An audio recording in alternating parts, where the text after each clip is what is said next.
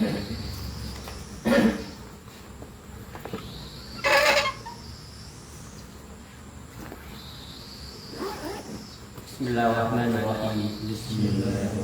Allahumma sholli ala sayyidina wa maulana Muhammadin sholatan tuqribuni min dhulumati wa tudkhiluni bi nuril fahmi wa tudkhiluni ma ashkala hatta yufhama innaka anta ta'lamu wa la a'lamu innaka anta allamul ghuyub. Allahumma sholli wa sallim wa barik ala sayyidina wa maulana Muhammadin wa alihi nur al-mudhibi lin-nisyani fi nurihi fi kulli lamhatin wa nafasin adada ma wasi'ahu ilmullah.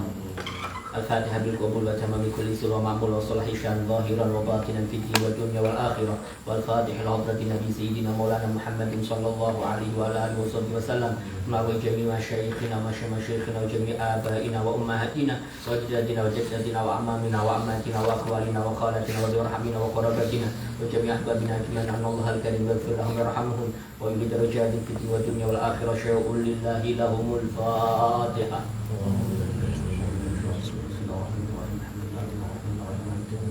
إياك نعبد وإياك نستعين اهدنا الصراط المستقيم صراط الذين أنعمت عليهم غير المغضوب عليهم ولا الضالين. Bismillahirrahmanirrahim. Alhamdulillahi rabbil alamin wassalatu wassalamu ala asyrafil anbiya'i wal mursalin sayyidina wa maulana Muhammad wa ala alihi wa sahbihi ajma'in. Subhanallah walhamdulillah wa la ilaha illallah wallahu akbar wa la hawla wa la quwwata illa billahil aliyyil azim. Adada kulli harfin kutiba yuktabu abadal abidin wa dahrad dahirin.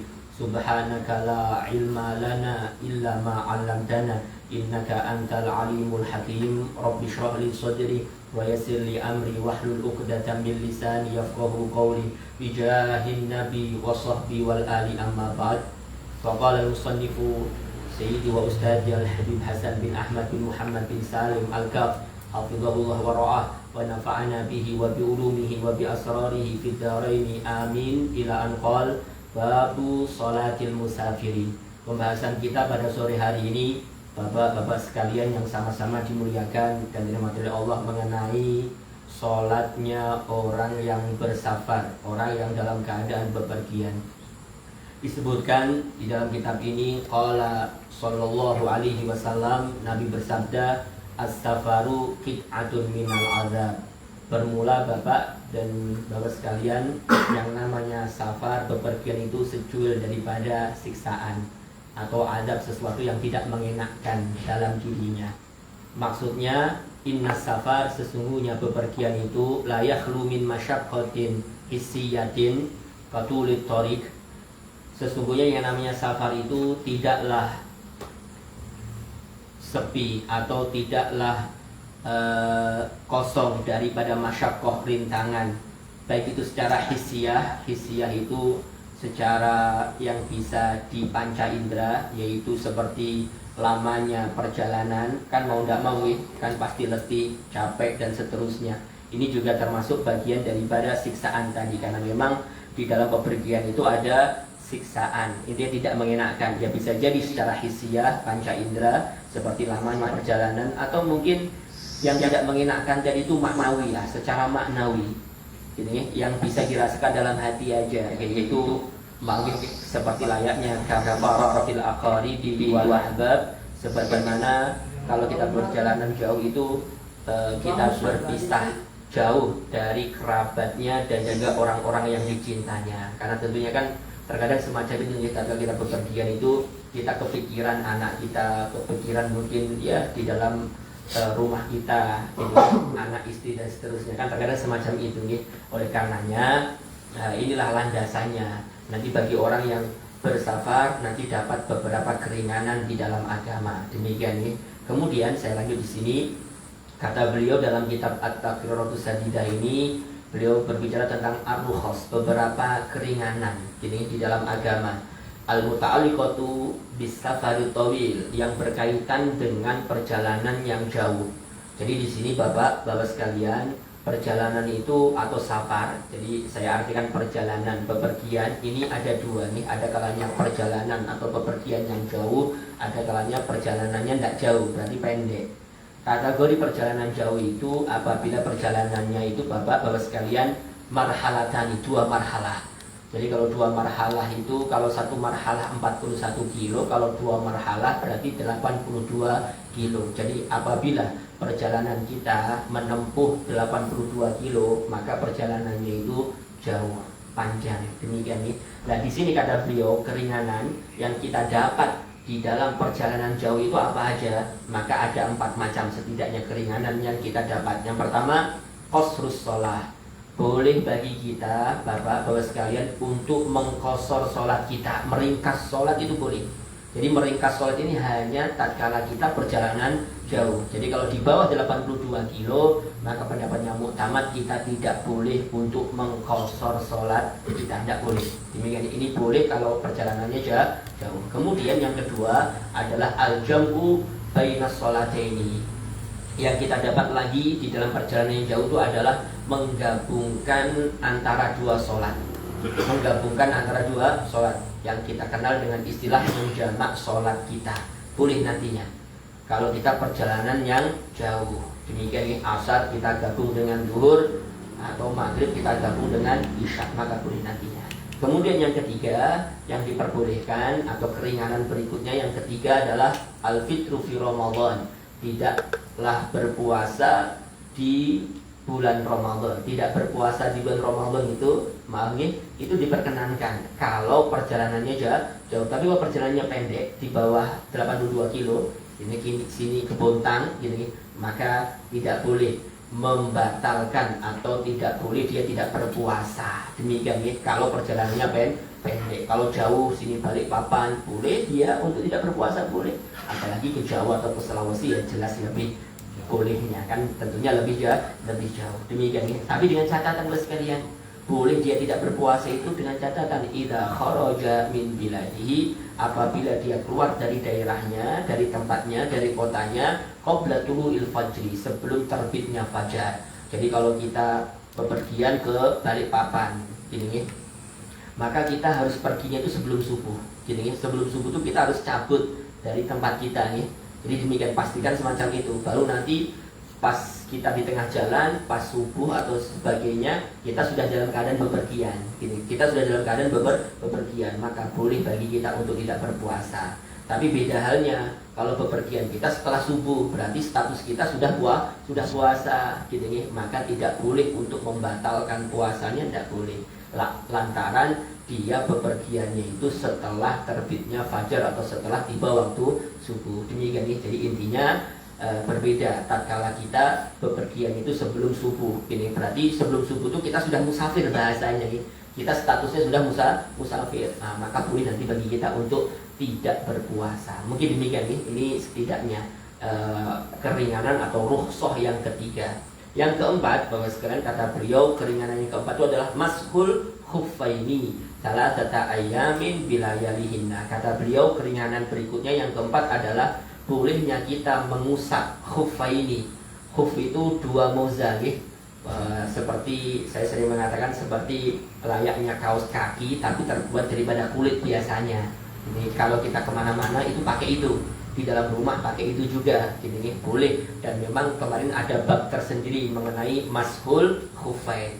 Kalau kita bepergiannya jauh, maka kita boleh mengusap khuf tersebut sebagai ganti daripada membasuh kaki di dalam wudhu kita sampai 3 hari 3 malam, gitu. Sampai 3 hari 3 malam. Tapi kalau kita perjalanannya pendek, ini tidak sampai 82 kilo, ya tidak diperkenankan dia mengusap khufnya sampai 3 hari 3 malam. Paling cuma sehari aja, seperti layaknya dia dalam keadaan hador, tidak kemana-mana.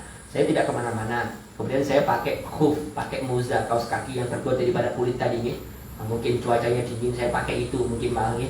Maka kalau nanti kita berwudu, maka tak kalah membasuh kaki dengan mengusap khuf, tapi keringanannya cuma dapat 1 hari 1 malam. Demikian nih. Tapi kalau bepergian yang jauh bisa diperkenankan sampai 3 hari 3 malam. Itu tadi buat sekalian keringanan yang didapat bagi orang yang perjalanan jauh. 4 macam nih. Kemudian saya lanjut. Nah, di sini beliau baru menguraikan mengenai ar-rukhasu, keringanan-keringanan, al-mustarakatu yang ikut serta atau keringanan yang ada pada safar yang panjang maupun safar yang pendek. Intinya kalau kita perjalanan bepergian, entah itu pergiannya itu jauh atau tidak, melebihi 82 kilo atau tidak, nanti dapat keringanan ini yang di bawah ini. Jadi dua-duanya dapat, mau perginya itu jauh atau tidak. Tapi kalau yang di atas tadi, yang 4 macam tadi, itu khusus untuk pepergian yang jauh. Demikian nih, meringkas sholat, menjamak sholat, tidak tidak berpuasa gitu nih di bulan Ramadan, dan boleh mengusap khufnya sampai 3 hari 3 malam. Ini khusus untuk bepergian jauh. Nah, kalau ini secara keseluruhan yang di bawah ini setidaknya ada 7 macam keringanannya sekalian. Ada 7 macam. Yang pertama yaitu kata beliau aklul maitati lil muttarri, yaitu memakan maitah, bangkai. Ini bagi orang yang dalam keadaan amat sangat darurat. Jadi mungkin maaf ya, bangkai itu kan haram ya, najis. Tapi diperkenankan kita untuk memakannya lantaran dalam keadaan darurat. Darurat itu gini nih bos sekalian, betul-betul darurat nih, bukan darurat yang sedikit agak mengada-ngada, bukan, betul-betul darurat. Jadi gini, kalau dia tidak makan, dia tidak mengkonsumsi sesuatu, dia bakalan mati.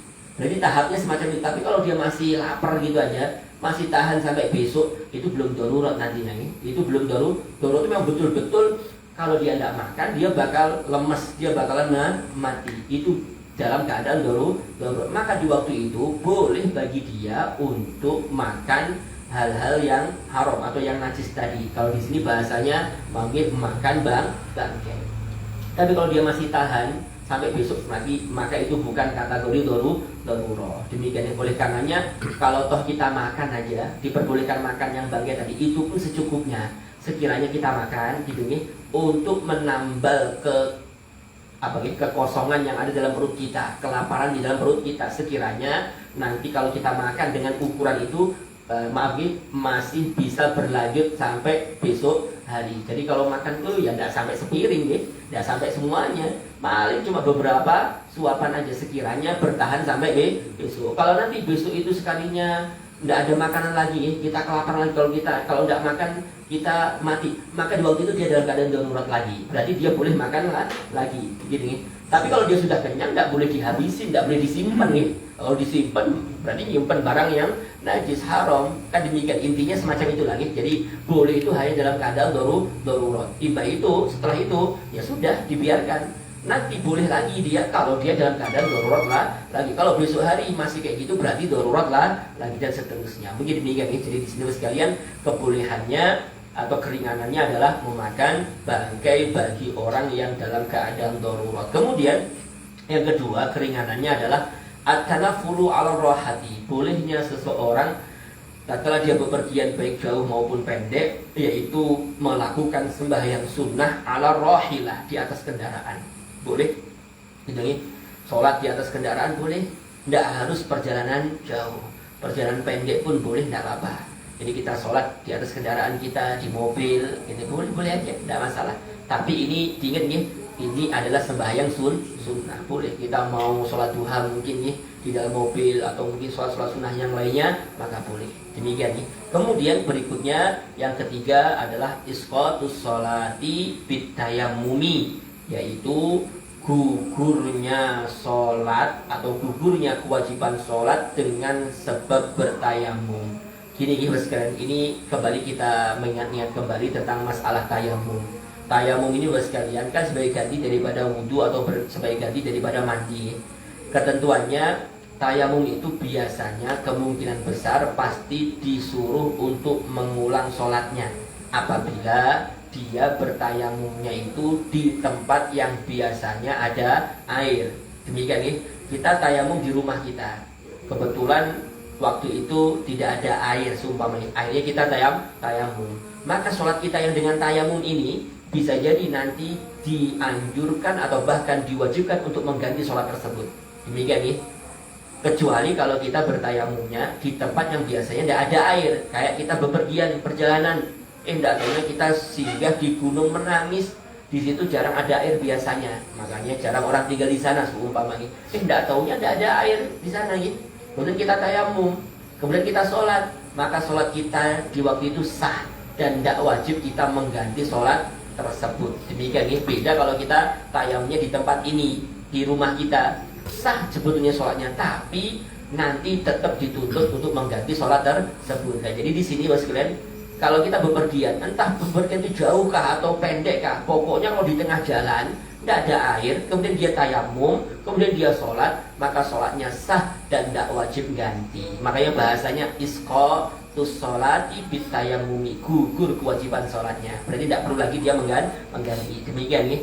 Intinya perjalanan mau jauh mau pendek tidak ada masalah. Yang penting kalau di tengah jalan dia sholat dengan tayamum, sah sholatnya dan tidak wajib ganti. Demikian nih. Kemudian yang keempat adalah tarkul jum'ati, meninggalkan sembahyang Jumat, kewajiban sembahyang Jumat. Boleh, tidak apa. Kita mungkin maaf nih bepergian ya ke Bontang, mungkin maaf nih. Kemudian kan bepergiannya kan pendek nih, tidak sampai 82 kilo. Asalkan bepergian kita itu sekalian subuh, sebelum subuh tepatnya, sebelum fajar, maka kemudian kita siang hari singgah di Bontang, kemudian kita tidak sholat Jumatan, tidak apa-apa. Intinya kewajibannya itu gugur. Layaknya kita seorang yang musafir yang perjalanan jauh, tidak apa-apa. Demikian.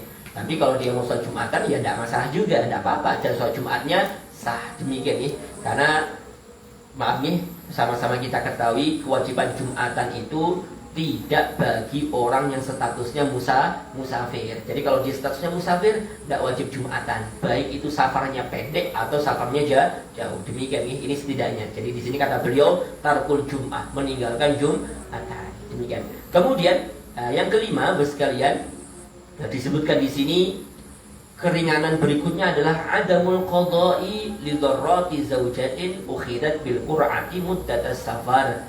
Tidak ada kewajiban untuk mengganti gitu, untuk mengganti dharrat. Dharrat itu madunya istri kita. Jadi terkadang gini, kita ini punya istri bisa jadi lebih daripada satu, bisa jadi nih ada di sana mungkin istrinya itu 2, 3 dan seterusnya. Tentunya kan saben hari itu kan ada jatahnya masing-masing ya. Kan demikian, tentunya kita harus berlaku adil. Kan demikian, tidak bisa kita di rumah yang muda terus, yang tua karena sudah tua kemudian kita nyaman yang di muda ya, tidak demikian. Pokoknya adil gitu. Kalau di sana 2 hari, di sini juga 2 hari. Pokoknya ya diperlakukan sebagaimana bagi istri-istri ya yang lainnya, pokoknya sama rata berlaku adil. Di sini Bapak sekalian, kalau seumpama tatkala kita bepergian, kebetulan bepergian itu di istri yang satunya waktunya, ini jatahnya di sini, maka bisa jadi tidak harus kita menggantinya, itu tidak harus nih. Berarti karena kita tadi itu di sini semuanya ini, maka kemudian kita ganti aja di sini. Berarti 4 hari di sini seumpamanya, di sini kita cancel lah, setidaknya jatahnya di sini kita taruh di sini. Tidak harus demikian. Apabila ukhidat bil qur'ati, apabila istrinya yang diajak tadi, kan terkadang kita bepergian itu ngajak istri nih, istri yang tidak mungkin dua-duanya. Kalau dua-duanya diajak kan perang gitu nih, hancur-hancuran gitu nih. Kalau seumpamanya demikian. Jadi intinya kan salah satunya yang diajak nih, biasanya semacam itu. Kalau Nabi zaman dahulu sekalian, Nabi itu tatkala bepergian atau Nabi itu berperang, itu ada salah satu istri beliau itu yang diajak berperang, maksudnya diajak membarengi Nabi, membersamai Nabi, karena memang tentunya tatkala berperang atau berjalan jauh itu beberapa hari, tentunya ada pendamping kan. Dan Nabi sama-sama kita ketahui istri beliau lebih daripada satu kan demikian. Maka kalau nanti jatahnya nih, jatah yang membersamai daripada istrinya itu diambil dengan goncangan gitu, undian. Kalau diundi, tidak tahunya yang keluar adalah bini anomnya semuanya. Hanya bini anom yang membersamai dia semingguan gitu, semingguan. Kan berarti mau tidak mau ini jatah bini tuha ini terambil, bisa jadi terambil gitu, terambil. Maka bagaimana? Nanti sepulangnya dari bepergian tidak wajib ganti. Kalau catatan ini, kalau itu ngajaknya itu dengan cara diundi. Beda lagi kalau tidak diundi. Kayaknya kalau bawa istri yang tua itu agak sedikit malu, yang muda aja lah biar kelihatan keren lah, seumpamanya. Akhirnya sudah ngajak yang muda. Bisa jadi. Ini berarti kan tidak ngundi. Oh kalau kayak gitu, ada kewajiban untuk ganti jatahnya yang tua, yang muda nanti itu berapa hari di situ ya pokoknya dikurangi di jatahnya untuk yang beda. Kalau diundi pas kebetulan yang dapat adalah yang muda jatahnya, maka tidak wajib ganti untuk yang tua. Demikian nih intinya, diundi pokoknya. Kalau tidak diundi ya berarti ada kewajiban untuk ganti karena seleranya dari suami. Kalau yang diundi kan ya untung-untungan gini, pas yang diajak yang tua ya sudah mau tidak mau kan, demikian nih. Intinya semacam itu lagi. Ini kalau kita memang dalam keadaan bepergian. Jadi intinya kata beliau, kalau kita dalam keadaan bepergian, baik itu bepergian jauh atau pendek, maka tidak ada kewajiban untuk mengganti jatahnya madunya istri kita apabila kita mengajaknya itu dengan cara diundi. Demikian ya. Kemudian yang keenam disebutkan oleh beliau, keringanan berikutnya yang didapat bagi orang yang bepergian adalah as-safaru bil wadi'ati li udrin, yaitu kita bepergian itu nih dengan membawa wadiah. Wadiah itu titipan orang nih. Jadi titipan orang. Jadi terkadang maaf nih, ada orang karena mungkin dia terkenal amanah atau sebagainya, akhirnya ada orang titip dengan dia, titip barang-barang ini. Kemudian boleh tidak kita itu bepergian membawa barang-barang tersebut? Itu kan milik orang lain, boleh terkadang nih. Kalau memang itu aman, tidak masalah. Kalau memang itu ada udur, tidak apa-apa. Gini, karena ini kan amanah ya. Kalau kita biarkan gitu aja, khawatir nanti diambil orang atau bagaimana, maka boleh kita mengambilnya. Boleh kita membawanya itu, boleh. Tentunya kalau kita bawa kan tentunya lebih aman. Kalau memang ada udur. Gini, udurnya itu kalau kita khawatir kalau taruh di rumah akan hilang, diambil orang, bla bla dan sebagainya, maka boleh kita bawa untuk bepergian kita. Dalam bepergian itu boleh. Dalam bepergian kita itu kita bawa itu boleh, tidak mengapa. Termasuk keringanan yang didapat bagi orang yang bepergian. Jadi gini, kenapa kok gini? Karena terkadang gini Bapak sekalian, kan barang titipan itu kan amanah ya, yang diamanahi kepada kita, kan demikian. Maka kita itu ada kewajiban untuk menjaganya dengan penuh amanah, menjaganya dengan sebaiknya. Seumpama kan ini kan amanah yang dipasrahi. Terkadang gini, terkadang kalau ini rusak atau hilang, terkadang kita ini bisa jadi kena beban untuk ganti juga, bisa jadi ya. Kalau kita teledor gini, ada orang nitipkan sesuatu ke kita. Ini biasanya barang ini kan gini, ini kalau taruh di luar itu akan hilang. Datanya dia teledor, ditaruh di luar sama dia, hilang. Maka bisa jadi orang yang dititipi itu wajib ganti. Kenapa? Karena dia sudah teledor di dalam amanahnya. Beda halnya kalau kayak gini nih, maaf, barang tadi itu sudah saya simpan. Sudah saya simpan di rumah, di lemari, di dalam. Tiba-tiba hilang. Maka bisa jadi dia tidak wajib ganti. Kenapa? Setidaknya dia sudah menjaga amanahnya, sudah ditaruh di tempat semestinya. Kan demikian. Ini karena maaf nih, kalau nyawa dia kan biasanya cuma-cuma karena orang tuh ya nitipkan, karena dia amanah dititipkan karena dia mengemban amanah. Mungkin demikian nih, makanya di sini kalau dia bawa keluar, dibawa dengan bepergiannya dia, bisa jadi dia masih amanah. Karena terkadang kalau ditaruh di rumah lebih bahaya, mending dibawa. Kan demikian nih, tidak apa-apa dibawa. Kalau toh nanti hilang di tengah jalan semuanya, ya bisa jadi dia tidak wajib ganti. Alasannya kenapa? Karena di waktu dia bepergian itu lebih aman posisinya daripada di rumah. Mungkin demikian nih. Ini setidaknya sekarang, kecuali kalau di rumah itu aman. Kalau zaman sekarang kan mungkin titipannya ya berupa apalah, kan demikian. Jadi semacam itu sekalian. Kemudian saya lanjut di sini, yang ketujuh keringanannya adalah as-safaru bil 'ariyah. Bersafar, bepergian dengan membawa barang 'ariyah, pinjaman. Jadi beda dengan wadiah nih. Wadiah itu titipan, orang menyerahkan sesuatu agar kita menjaganya. Itu wadiah namanya, titipan. Kalau 'ariyah kita minjam. Jadi 'ariyah itu kita minjam. Ada orang mungkin minjam sesuatu gitu nih. Kemudian sesuatu tadi itu dibawa bepergian sama dia, dia pergi, dia bawa barang tersebut, maka boleh, tidak mengapa. Karena memang itu keringanan gitu ya. Karena barang 'ariyah itu pinjaman, ya sebetulnya itu tanggung jawab yang meminjam. Kan demikian nih. Nah, kalau dia teledor atau bagaimana, nanti wajib ganti nantinya. Jadi semacam itu sekalian, ini setidaknya ini yang namanya 'ariyah. Kemudian saya lanjut. Di sini disebutkan oleh beliau mengenai hukum safar. Hukum safar itu khamsatun, ada 5. Yang pertama, hukum safar itu wajibun, hukumnya wajib. Seperti apa bepergian hukumnya wajib? Li isqati fardil haji wal umroh, yaitu seperti layaknya bepergian untuk menggugurkan kewajiban fardu haji atau kewajiban fardu umroh. Karena umroh ini sekalian pendapat yang muktamad hukumnya wajib nih. Yang pertama kali itu hukumnya wajib, seperti layaknya haji. Haji juga hukumnya wajib yang pertama kali. Jadi kalau kita bepergian untuk menggugurkan kewajiban haji kita yang pertama kali, ya bepergiannya dia ke sana itu hukumnya wajib. Sama layaknya umroh yang pertama kali, maka bisa jadi juga wajib dia bepergiannya.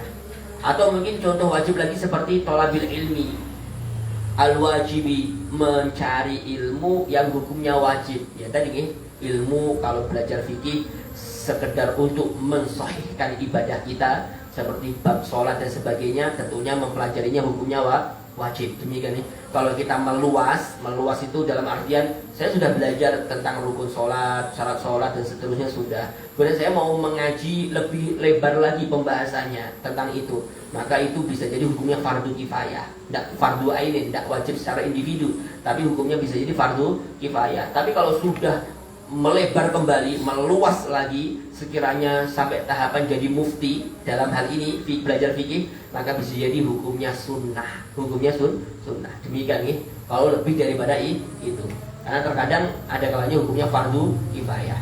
Sekiranya dia itu menjadi seorang mufti, lebih daripada itu, ini untuk mengkaji-kaji sebagainya, itu nanti bisa jadi hukumnya sunnah. Demikian nih.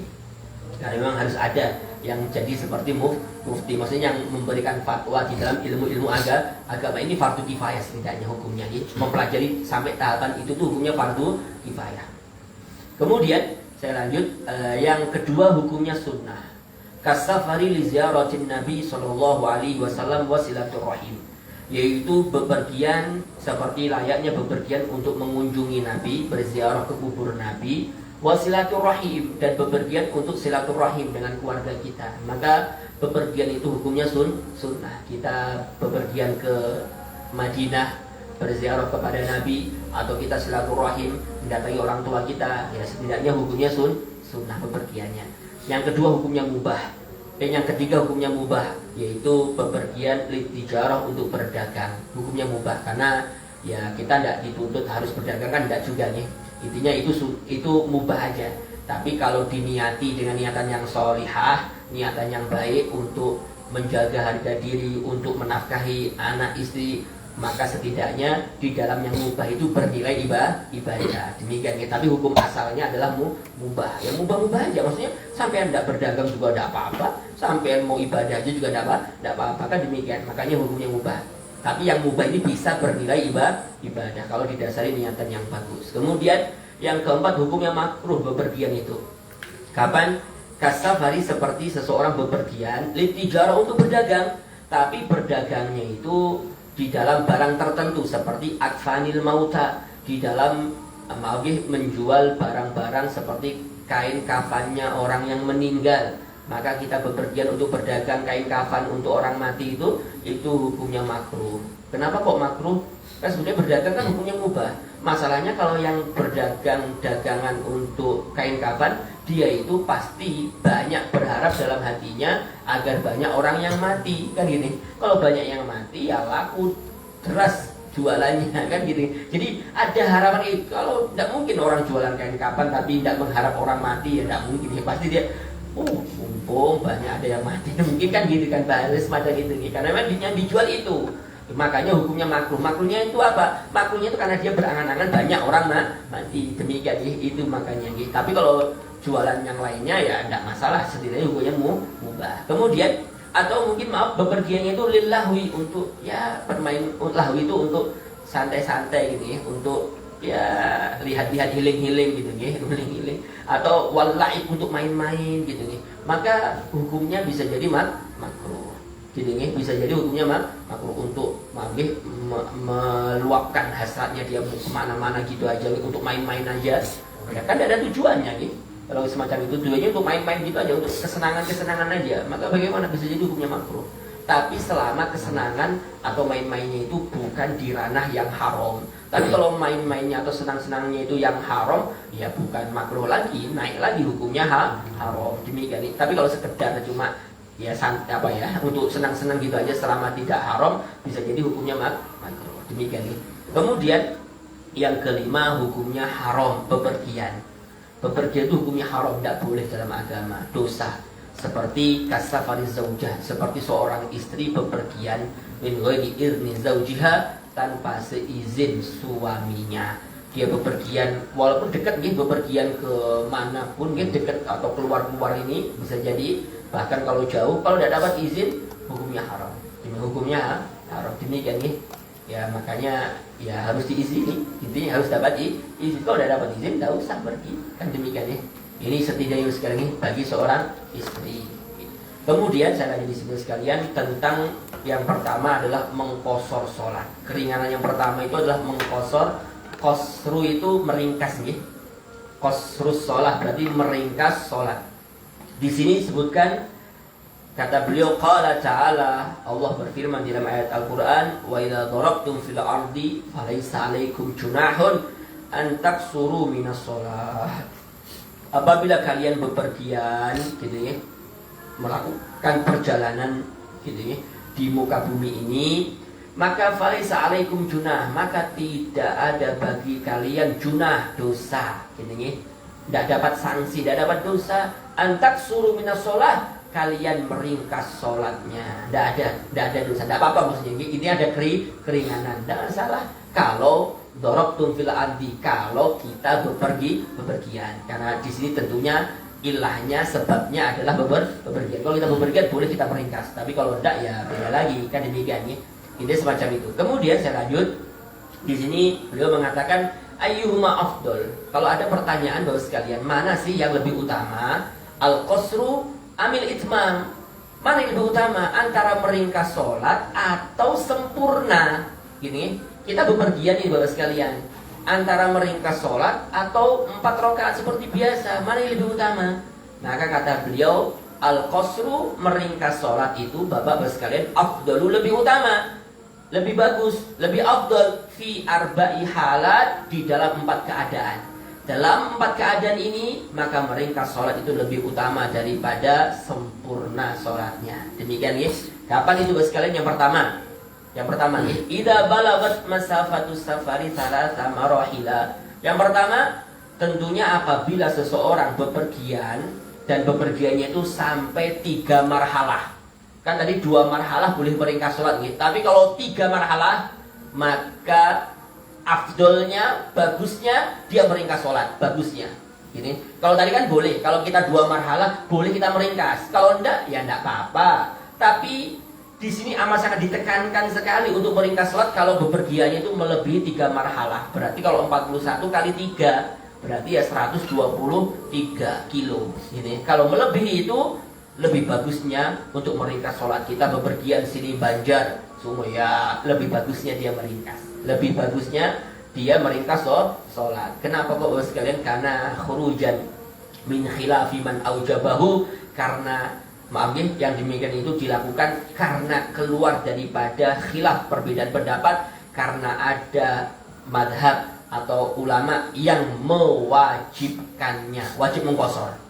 Seperti pendapat Imam Abu Hanifah yang mengatakan kalau sudah 3 marhalah wajib mengqashar. Wajib mengqashar ya. Kalau dalam madhab Syafi'i kan tidak ada wajib-wajiban gitu. Sebenarnya boleh-boleh aja. Tapi kalau sudah 3 marhalah, seyogianya bagusnya diqashar gini ya, daripada sempurna. Kemudian yang kedua, disebutkan oleh beliau, idza wajada fi nafsihi karahiyatal qasri, apabila dia menemukan dalam dirinya, ada pada dirinya itu ketidaksenangan di dalam mengqashar. Apa sih qashar ini? Tidak senang dia ya. Nah, condongnya itu sempurna aja, maka lebih bagusnya dia mengqashar. Karena kenapa? Karena ini keringanan dalam agama. Gini, tidak, keringanan itu dikasih keringanan kok.